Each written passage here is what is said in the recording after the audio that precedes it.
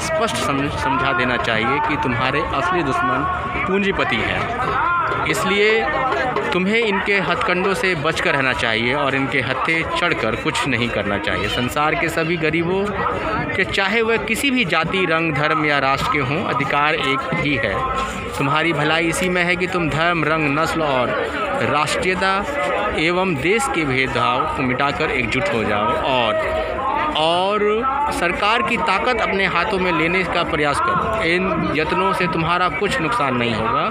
इसे किसी दिन तुम्हारी जंजीर कट जाएगी और तुम्हें आर्थिक स्वतंत्रता मिलेगी। ये भगत सिंह ने इस बात को कहा था। तो लोग भगत सिंह की बातों को प्रेरणा ले रहे हैं और लोगों को बता रहे हैं, देखिए। और ये गले में ये टांगे सरदार जी जा रहे हैं और ये बता रहे हैं कि कानून जो है क्यों गलत है। तो इसलिए हमें एकजुट होना चाहिए और लोगों से अनुरोध है मेरा कि आप इस आंदोलन में ज़रूर आएँ और इन किसान भाइयों का साथ दें। ये देखिए इधर लंगर बन रहा है और लंगर बन रहा है इधर लोग खाना खाने के लिए व्यवस्था है और ये निस्वार्थ लोग जुड़े हुए हैं। और आप भी आंदोलन में आए हुए हैं कि कहाँ से आए हैं आप?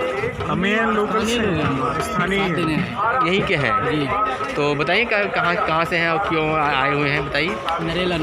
आप नरेला से हैं? जी। तो आप ये आंदोलन का, ये जो किसान आंदोलन कर रहे हैं, इनके समर्थन में हैं आप? जी बिल्कुल समर्थन में। जी बताइए। किसान आंदोलन का समर्थन का एक मुख्य कारण ये है कि हम किसान तो नहीं है लेकिन उपभोक्ता के तौर पे हैं। जी हाँ। किसान जो ये बताइए कि उपभोक्ता को किस प्रकार घाटा होगा, ये लोगों को समझ में आना चाहिए। हाँ, उपभोक्ता को इस प्रकार से घाटा है। अब देखिए मध्य प्रदेश के भी कुछ दिन पहले न्यूज़ थी, उसमें 1.5 रुपये किलो किसान से बैगन खरीदा गया, वही 50 रुपये किलो मंडी में बेचा गया। तो जो उपभोक्ता को 50 रुपये का खरीदना पड़ रहा है, ठीक है, उस हिसाब से उसकी उपभोक्ता के पास इतनी जो उसकी क्षमता नहीं है खरीदने की, जो परचेसिंग कैपेसिटी होती है वो कमज़ोर होती जा रही है उपभोक्ता की। और वही हम जिस दर से हम उपभोक्ता एक मज़दूर भी है, तो हमारी जो मजदूरी दर है वो महंगाई की दर की अनुसार नहीं बढ़ रही है। तो उस हिसाब से मतलब हमें और ज़्यादा घाटा होगा। जो व्यापारी वर्ग है वो एक तरीके से और फलता फूलता जाएगा और अमीर और गरीब के बीच में जो खाई है वो और बढ़ती जाएगी। आपका नाम क्या है? मेरा नाम सतीश है। आप स्टूडेंट हैं? जी मैं स्टूडेंट हूँ और एक सिक्योरिटी गार्ड भी हूँ, मैं अभी काम भी करता हूँ। जी कहाँ पर काम करते हैं आप? मैं यहाँ पे कंस्ट्रक्शन साइट है आलू वालिया नाम से, यहाँ सिरके बड़ा साइट है DDA का, तो वहाँ मैं काम करता हूँ अभी। आप पढ़ाई भी करते हैं, काम भी करते हैं? हाँ जी, मैं जामिया स्टूडेंट हूँ। जामिया कॉरेस्पॉन्डेंस स्टूडेंट हैं? नहीं, रेगुलर स्टूडेंट। जामिया में क्या कर रहे हैं आप? मैं BA हिस्ट्री ऑनर्स कर रहा हूँ वहाँ से। BA history honours. आपका नाम क्या है? सतीश नाम है मेरा। सतीश जी, अच्छा। तो आपको ये जानकर खुशी होगी कि मैं जामिया से PhD कर रहा हूँ और मुझे अच्छा लगा। आप पढ़ाई करने के साथ साथ आप इसमें जुड़े हुए हैं और लोग इस कानून का मतलब किसानों का समर्थन कर रहे हैं। सतीश जी, आपका नाम क्या है? मोहम्मद रोहिल्ला जी। आप बताइए कि ये भाई ने बताया, सतीश जी ने, कि उपभोक्ताओं को बड़ा ही घाटा होगा इस कानून से, तो आपको क्या समझ में आता है, आप बताइए। उपभोक्ता से पहली बात तो ये है कि जो एग्रीकल्चर सेक्टर होता है जी तो बाकी के सारे सेक्टर डिपेंडेंसी बहुत ज़्यादा है, चाहे इंडस्ट्री की बात करें या सर्विस सेक्टर की बात करें। सर्विस सेक्टर्स के इसलिए क्योंकि वो कंज्यूमर होते हैं। जी। और इंडस्ट्री तो बहुत ज़्यादा इम्पैक्ट होती है इसलिए क्योंकि जितने भी रॉ मटेरियल होते हैं वो एग्रीकल्चर सेक्टर प्रोड्यूस करके देता है। पहली बात तो ये यहाँ पर ये बात आती है कि लोगों को समर्थन क्यों करना चाहिए। लोगों को समर्थन इसलिए करना चाहिए कि बाकी सभी जितने भी लोग हैं, जितने भी सेक्टर है, इकोनॉमी के सेक्टर होते हैं, वो एग्रीकल्चर पर डिपेंड है पूरी तरह से। अगर आप एक टेक्सटाइल बिजनेस को भी देखो तो टेक्सटाइल बिजनेस के लिए भी कपास या जो भी रॉ मटेरियल आता है वो एग्रीकल्चर के हमें प्रोवाइड करवाता है। तो पहला जवाब तो ये है कि हमें समर्थन करना चाहिए। दूसरी चीज़ है कि जो किसान है वो किसान बहुत बड़ा हिस्सा है हमारी अर्थव्यवस्था के क्षेत्र में। क्योंकि आप चाहे हमारी जो प्री इंडिपेंडेंसी से पहले देखें, जब स्वतंत्रता हमारा देश स्वतंत्र नहीं हुआ था, फिर भी कितनी ज़्यादा जो आबादी है वो खेती करती थी और आज भी वही स्थिति है। और ये जो कानून लाए गए हैं वो पूरी तरह से कॉर्पोरेटाइजेशन करने के लिए लाए गए हैं, कॉर्पोरेट्स को फ़ायदा पहुंचाने के लिए लाए गए हैं। अब इस कानून को पढ़ोगे तो आपको साफ एक क्लियर नज़र आ जाएगा। बाहर टैक्स का ना लगाना, मंडी के अंदर टैक्स का रहने देना, और जो होर्डिंग्स है, होर्डिंग्स के लिए आप देखें, होर्डिंग्स के लिए पहले बहुत ज़्यादा प्रोहिबिशन था कि आप इतने होर्डिंग्स नहीं रख सकते, इतनी लिमिट होनी चाहिए। तो उसको पूरी तरह से ये कर देना कि आप रख सकते हैं, उसकी तरह किसी तरह से आपका सवाल नहीं पूछा जाएगा। तो कहीं ना कहीं कालाबाजारी को बिल्कुल प्रोत्साहन देने जैसा है।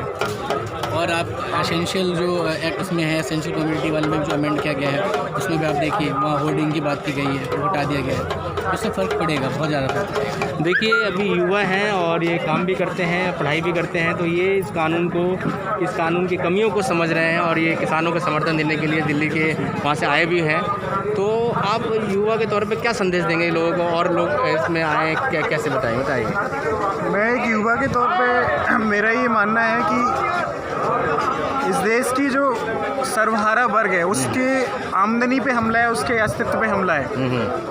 और सर्वहारा जो वर्ग है वो इस देश का 90% से अधिक है, क्योंकि 2-3% हैं जो बनिया हैं, जो कब्जा हमारे देश की जो बड़े 80 या 90% संसाधनों पे जो कब्जा करके बैठे हुए हैं, वो एक तरीके से और मोनोपलाइज करने जा रहे हैं इसके ज़रिए से। जब एग्रीकल्चर हमारा कहते हैं कि भारत कृषि प्रधान देश है, लेकिन जब कृषि प्रधान देश है भारत का, तो लेकिन जो कृषि का बड़ी आबादी का जो हिस्सा है उसी के एक तरीके से कॉलोनाइज जो किया जा रहा है इस कानून के ज़रिए से, वो एक तरीके से ये है कि भारत में कॉलोनियल रूल एक तरीके से नया आ चुका है, नियो कॉलोनियल इसको हम कहते हैं।